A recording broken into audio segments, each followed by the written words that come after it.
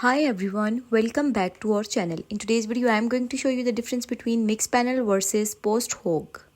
Mixpanel and PostHog are both powerful product analytics tools, but they serve different audiences and business models.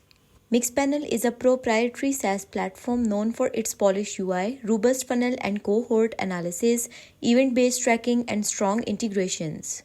It's particularly well suited to larger companies and teams that want turnkey analytics without the overhead of setup or hosting. Features like retention tracking, A/B testing, and customizable dashboards make Mixpanel a preferred choice for product managers and marketers. However, its enterprise-level pricing and limitations on lower-tier plans can be a barrier for startups or engineering-led teams.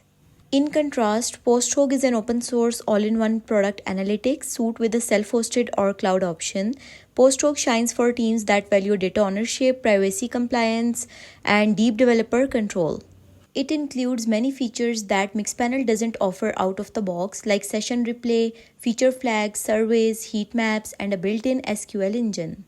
It's ideal for engineering-led teams that prefer to keep their analytics stack in-house. PostHog also supports anonymous and identified user tracking, and pricing is based on event volume, often making it more cost-effective at scale.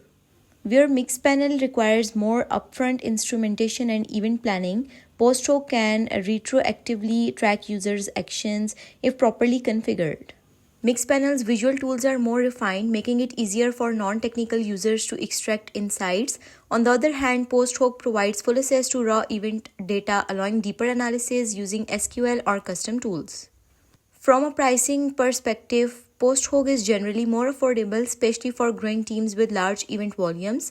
Mixpanel has a free plan but scales up rapidly in cost for features like group analytics, data modeling, or large event quotas.